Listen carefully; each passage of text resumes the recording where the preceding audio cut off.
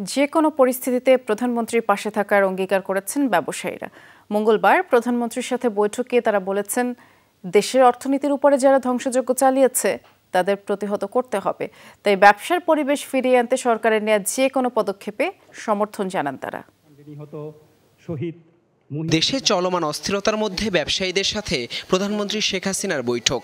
মঙ্গলবার বিকেলে সে আয়োজনে যোগ দেন এফবিসিসিআই, বিজিএমইএ, বিকেএমইএ সহ বিভিন্ন ব্যবসায়ী সংগঠনের নেতারা। এ সময় ব্যবসায়ীরা চলমান সংঘাতের নিন্দা জানিয়ে কঠোর পদক্ষেপ নেয়ার আহ্বান জানান।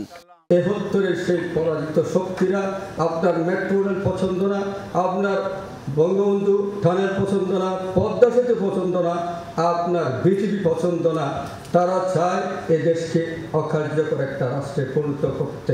আসলে আমার নিজের কাছেই খুব খারাপ লাগছে যে স্বাধীন বাংলাদেশে এই রাষ্ট্রীয় সম্পদ এভাবে ধ্বংস করতে পারে, ভাবতেই পারি না। এ সময় শিগগিরই ইন্টারনেট চালু ও কারখানা খুলে দেওয়ার দাবি জানান ব্যবসায়ীরা।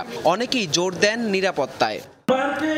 অনলাইনে আমাদেরকে প্যাকিং যে সিম্বলস দিতে হয়, বায়ারের পরে এটাকে অ্যাপ্রুভাল দিলে পরে আমরা অনুরোধ করব অন্তত স্বল্প পরিসরে হলো ইন্টারনেটটা যাতে আমাদের ইমিডিয়েট চালু করা যায়।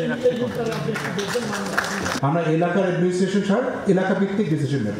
যদি দেখি যে আমার এলাকার সমস্যা হচ্ছে, আমি বন্ধ করে দেবো, কিন্তু কারখানাগুলো খুলতে দেন, আমরা মানুষকে রাস্তা থেকে কারখানার ভিতরে নিয়ে আসি, আমরা চালু করি, আমরা চালু করতে দেন।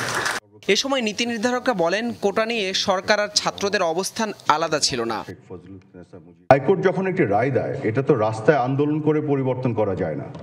আমরা ধরে নিয়েছি তারা রাস্তায় নেমেছে, দৃষ্টি আকর্ষণের চেষ্টা করছে, বলার চেষ্টা করছে, কিন্তু সরকার কিন্তু অ্যাটর্নি জেনারেলস অফিস আইনি লড়াইটা আবার করেছে। অর্থাৎ ছাত্রদের যে দাবি ছিল পরিপত্র পুনর্বহাল করা আর সরকারের যে কার্যক্রম, এটি কিন্তু একই জায়গায় ছিল।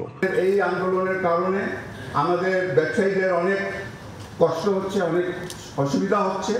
মাননীয় প্রধানমন্ত্রী এটা নিয়ে কাজ করতেছেন, আমরা সরকারের সবাই আমরা কাজ করতেছি। ইনশাআল্লাহ আমরা খুব শিগগিরই আমরা পুরো অবস্থাটাকে আমরা আবার একটা নরমালসিতে ইনশাআল্লাহ নিয়ে আসবো।